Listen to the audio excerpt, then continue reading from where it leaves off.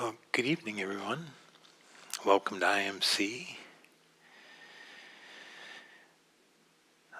Diana's not here this week, so she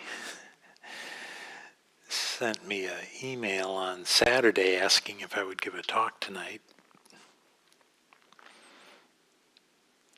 I looked at my calendar book. I have a paper book that I use to keep my appointments in.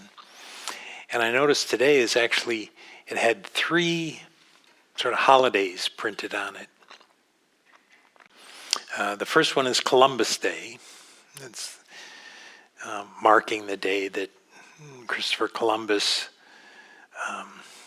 found that indeed the edge of the earth wasn't somewhere out in the Atlantic Ocean, but there was 2 continents on the other side of the ocean, which the Europeans didn't know about. Another day of today is celebrating is Indigenous Peoples Day. So something like somewhere between 14 and 25,000 years before Columbus, people came to the North and South American continent, spread throughout it, created cities, cultures,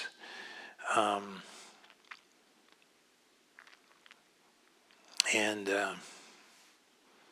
so that's being celebrated today, that these people who had been here for tens of thousands of years. And then the other holiday today is Canadian Thanksgiving. So I thought I would talk about Canadian Thanksgiving. I was aware of it because I have several friends who are Canadian, and so they have had parties, and I've enjoyed that.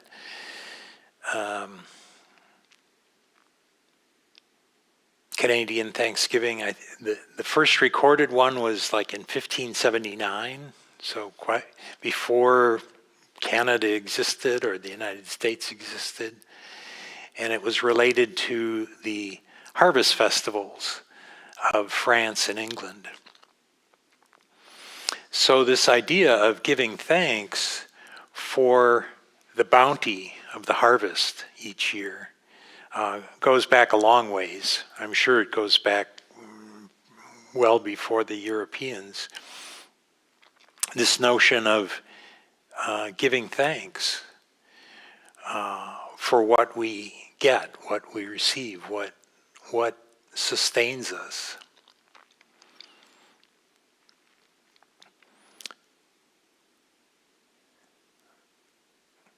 I don't think the Buddhists have one particular day that they call Thanksgiving Day.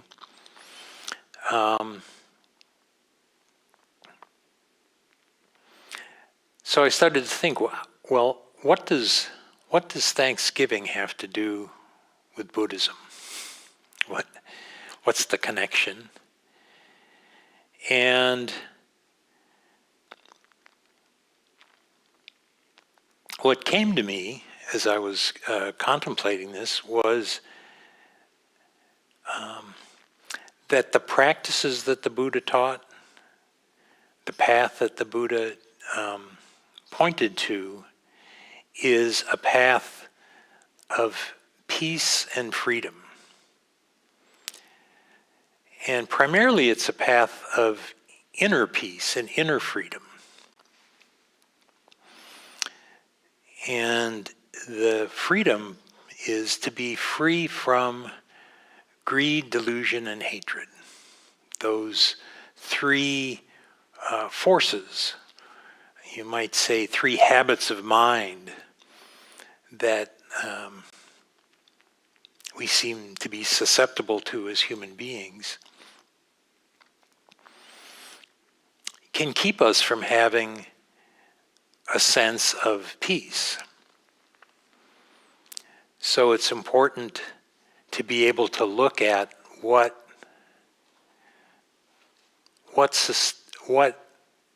keeps greed, delusion, and hatred going, and so how do we work with them. So that was one of the thoughts that came to me, was how does Thanksgiving relate to becoming free? And then the other one, so peace, what keeps us from being peaceful is conflict. And you might think of the conflict as being outer conflict, conflict with other people or groups of people,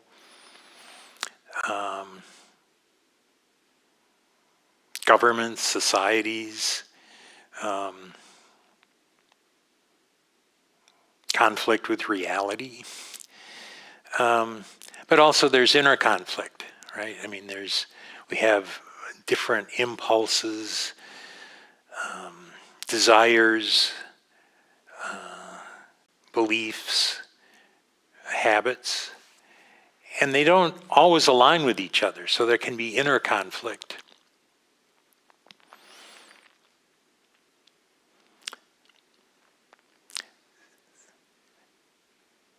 Yesterday there was a class on the Eightfold Path, which is a description of what the Buddha taught, the path that he taught. And it occurred to me as I was in that one of the parts of the Eightfold Path is about right action, and in that is a willingness to be honest, to be truthful. So if you want to address conflict, both inner and outer, it's important that you're honest, right? You know, that you're honest at least with yourself, but also with others as to how you see things. Without honesty, it seems pretty unlikely that you're going to be able to resolve any kind of conflict. And even internally, you need to be honest with what's going on with you, what's going on inside, the thoughts, the physical sensations, the emotions. And if you want to be free from greed, delusion, and hatred, this honesty is also required. You need to be honest about what is it that you're trying to get, and how can you get it, and how can you get more of it, or what is it that you hate, and what are you trying to push away? Or with delusion, what are you deluded about? What is it that you're not seeing clearly? So I think at one of the really important parts of this path is a willingness to be honest with yourself, to be honest with others, to see things clearly, as clearly as you can.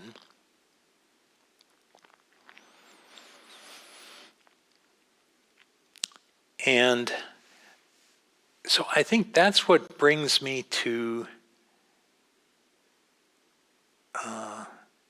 Thanksgiving. That if you're really honest, that if I'm really honest with myself about what supports me in this life, how did I get here? That the notion that I'm a self-made man, that I've got here strictly through my own efforts, strictly through my own doing, isn't really the truth. The truth is there's many people that have supported me throughout my life. And so I thought that I would talk a little bit about the people that supported me and the thankfulness that I feel for them. And I have to admit right away, as a child, when I was first growing up, I don't think thankfulness was really on my radar at all. Thankfulness was something that my parents told me that I had to express. I had to thank my aunt for that dress shirt that was itchy and scratchy, and I'd much rather have a t-shirt than this dress shirt that she gave me. But I was told, no, you need to be thankful. You have to thank Aunt Betty, thank Grandpa, thank Grandma. So it wasn't, it didn't come to me naturally to want to thank or feel grateful. Mostly what I noticed was what I didn't get. In the mid-50s, my grandparents were, I think, the first people that I knew to have a color television. That was a big deal back in the mid-50s. And so every Sunday night we'd go to their house and we would watch The Wonderful World of Disney, followed by Bonanza in color. And I really wanted to go to Disneyland. I mean, it just, watching it on the television, and it just looked like it was so much fun. And I would plead with my parents, can't we go, can't we go? Well, we lived about several thousand miles away from Disneyland, so going there wasn't just a day trip. I mean, it would have been, quite an expensive and arduous journey.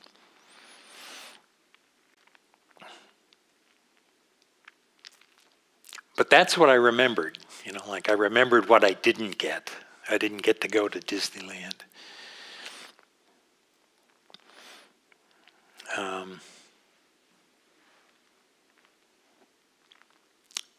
And the other thing was, at the end of Sunday night, when Bonanza was over, that meant going home, going to bed, and facing a whole week of school.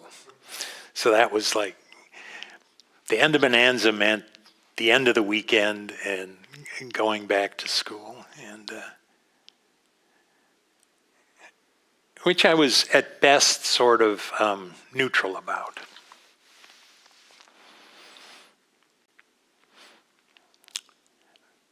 As I got older,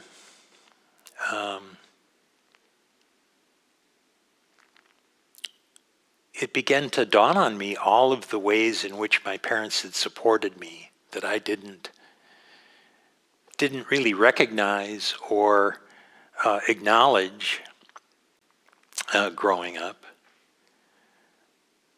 They made sure that I was in school. I started at the age of 3 and ended coming out of graduate school at age 29. So I got a lot of education.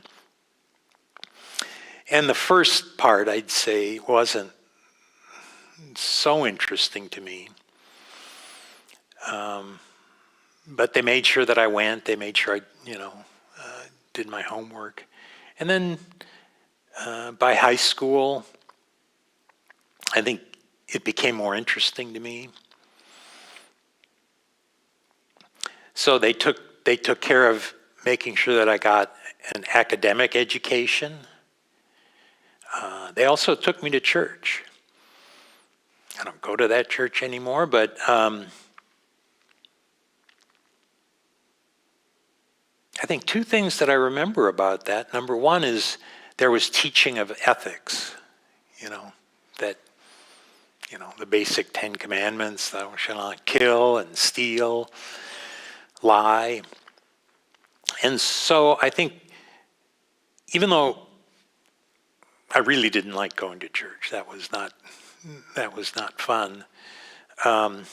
Again, with the stiff dress shirts and everything else. But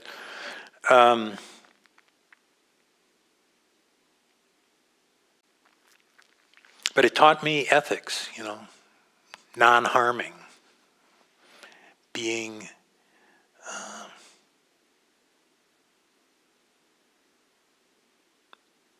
living a life that didn't involve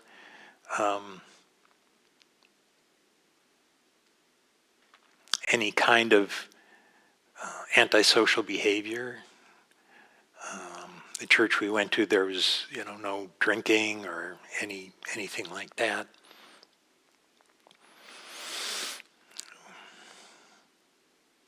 Which I clearly ignored once I turned 18, but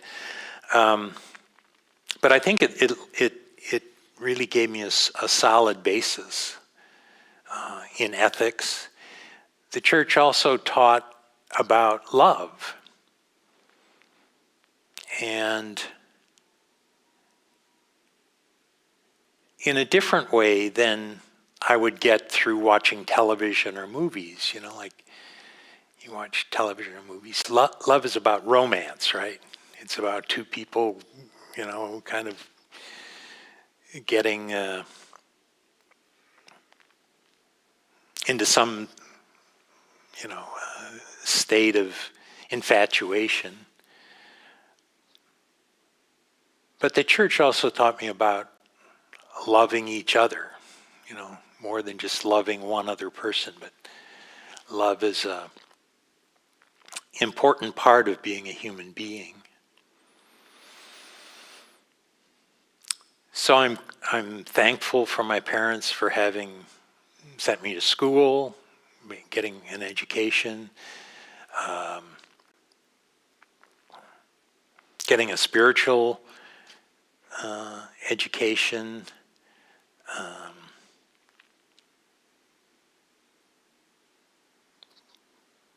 providing food, clothing, shelter, medical care.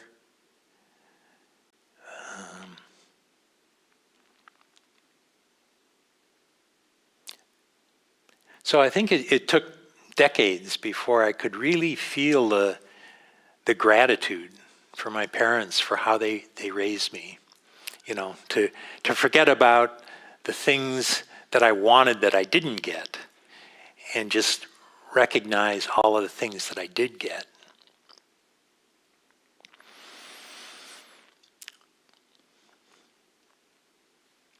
I'm also thankful for my grandparents, my extended family, and then going forward from that, the teachers that I had.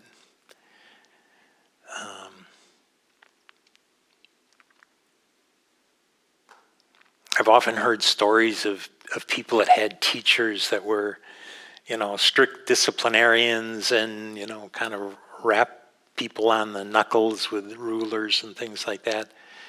For the most part, my teachers were much more, I'd say kind or skillful in providing discipline. Particularly when I got to high school, I had science teachers that got me interested in science. They were not only provided, talked about the knowledge, what was in the books, but they also brought their love of science, their sense of vitality,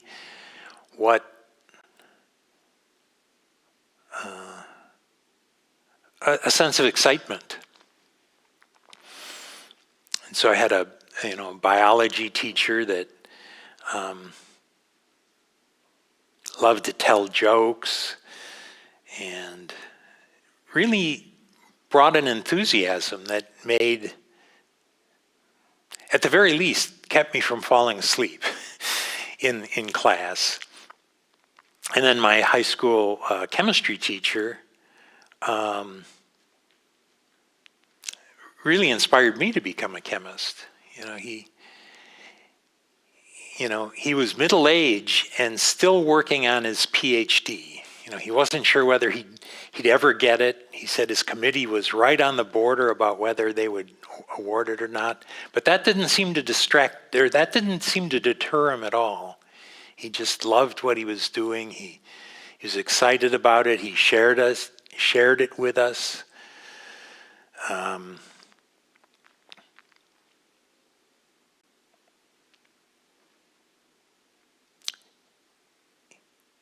He even demonstrated it. He demonstrated a type of explosive that you could set off with just a feather on a long stick. And,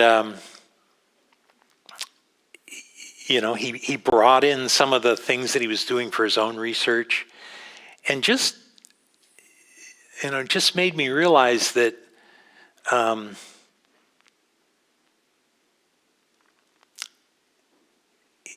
science isn't just about knowledge. There's also some excitement and some curiosity.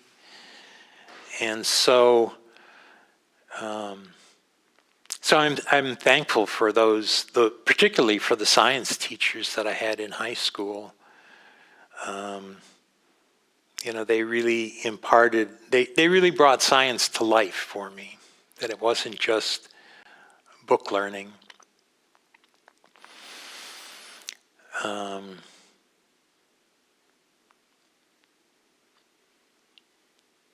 When I was in graduate school, I had a thesis advisor who was very hands-off, let me kind of try all sorts of different things.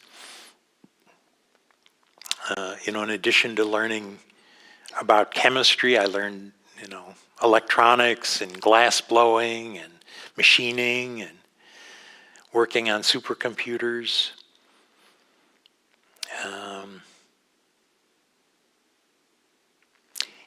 In some ways, it might have been better if he wasn't quite so hands-off, but I'm thankful for all the latitude that he gave me and all of the resources that he afforded me.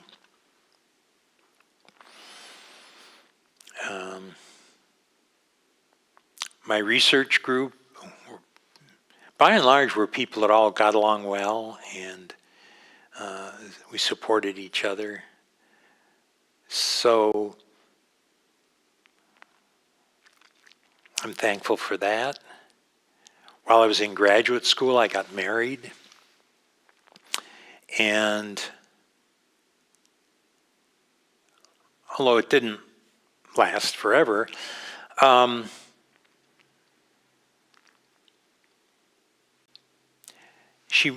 my ex-wife brought a lot into my life. Her social ecosystem, like her family, her friends, provided a sense of belonging, connection.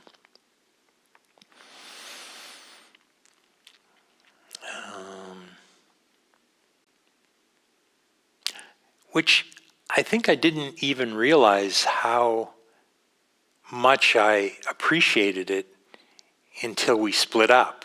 And then suddenly I was no longer part of that ecosystem or somewhat peripheral to it.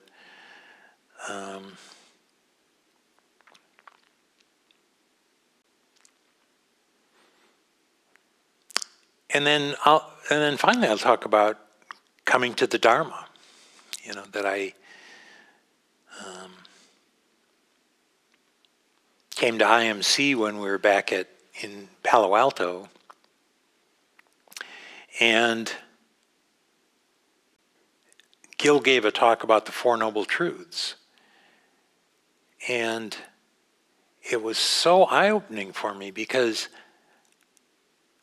I had never heard anybody talk so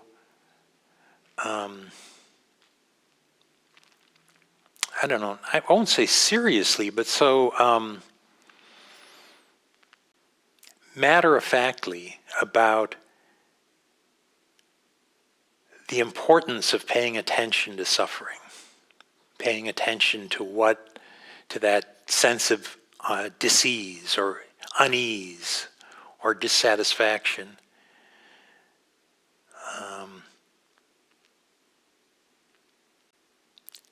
I thought living a skillful life was avoiding suffering at all cost.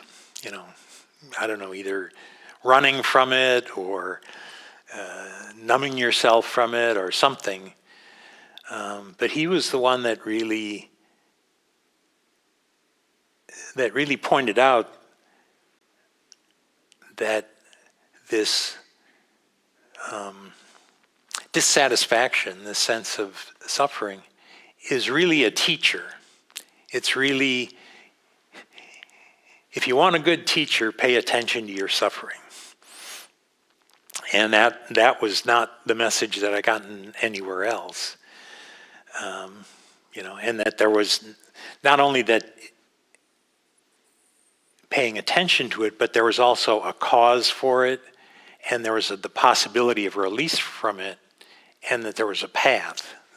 So there wasn't just some kind of existential despair that there's suffering in life and you're stuck with it, that there's something to do. So I felt very thankful for finding my way to IMC and to Gil in particular.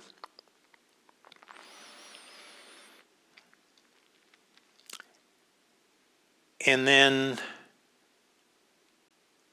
to the example of the Buddha, to the Buddha's teachings, and then also to the Sangha. I found, when I first talked with Gil, after maybe 6 months, I told him, this is great stuff. I want to talk to you one-on-one once a week. And he didn't say no. Well, I guess he did say no. He said, I've got a lot going, so the most I can see you is once a month. So if you want to make an appointment, I'll talk to you once a month. But he said, but most of what you're going to learn from your peers. You're going to learn by talking to other people, like other people in this room. And so I started getting into Kalyanamitta groups of people that are interested in this path as well, and can share both their struggles and their successes. What are you struggling with? What don't you understand?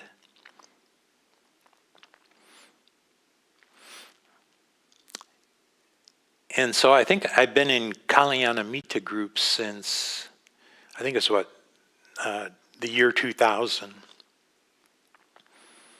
And I'm thankful for them. So I've led a very, I'll say, fortunate life. And only more recently, I'd say probably somewhere starting in my middle age, did I really recognize the importance of being thankful for everything that I received.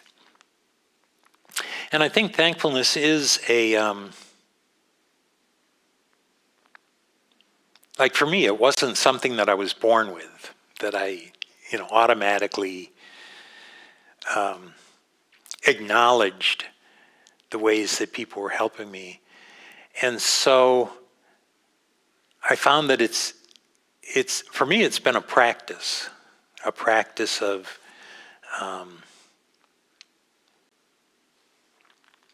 recognizing how you're being supported, how you're being benefited, how you're being helped, and then thanking the people that are doing that.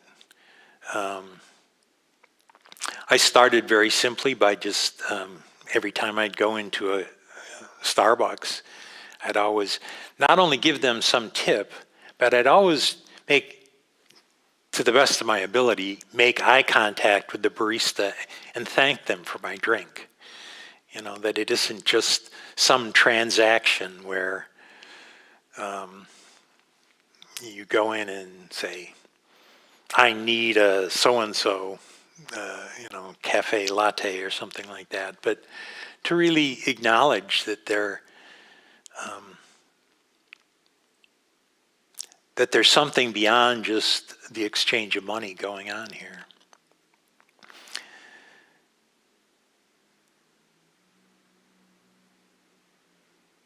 I think over time it's gotten easier, but it still takes reminding myself the importance of thanking others for what they do for me.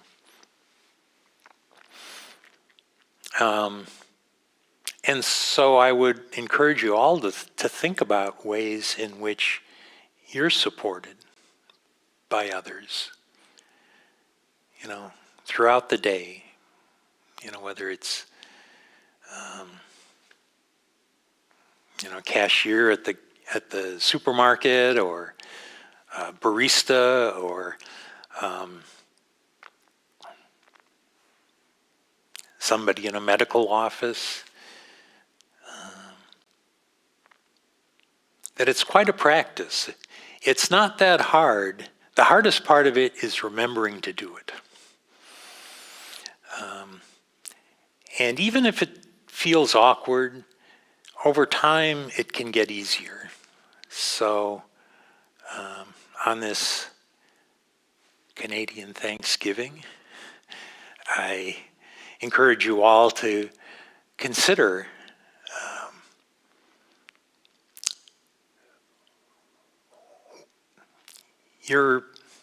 your bountiful harvest. So thank you.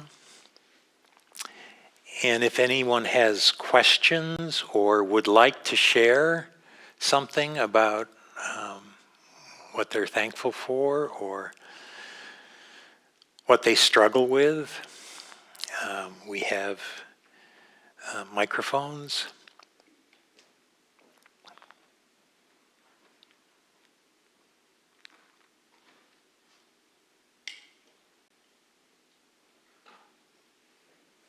Yeah.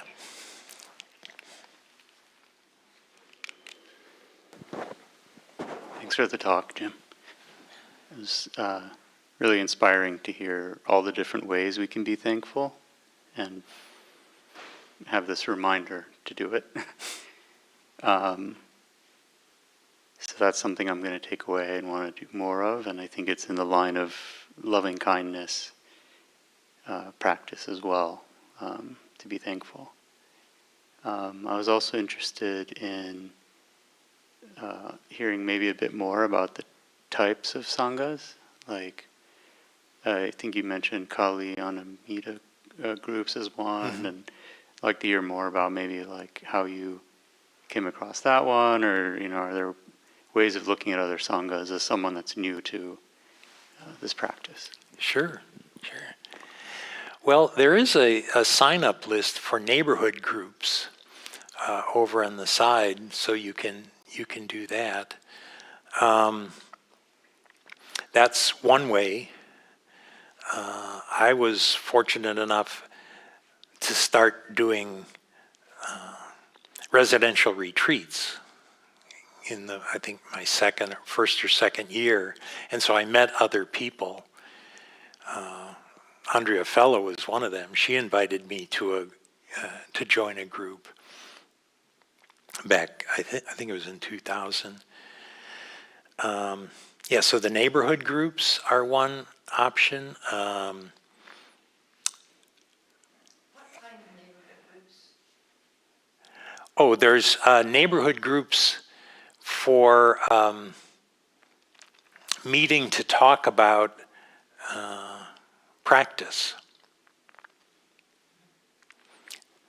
I think there's a sign-up sheet, and it's usually kind of goes by zip code, so that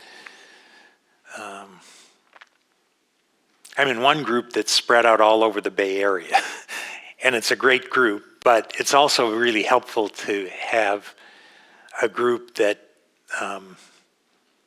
you can meet with locally. That'd be nice. Yeah, I hope there's something in Menlo Park. yeah, yeah. I think there's probably one. Um, I've met people through volunteering here at IMC. So you meet other people that way. And there's also things like the IMC book group that meets, I think, once a month on Fridays. So those are some of the ways to do it. Also, there's once a month, there's a potluck here. So you can meet people at the potluck. And then once a month, there's a tea after the Sunday morning sit. So those are some of the possibilities of connecting. Last Sunday of the month, I think. Yeah, the last Sunday of the month is the potluck. And then just this last Sunday was the tea. I think so, like the second Sunday of the month, I think, is the tea.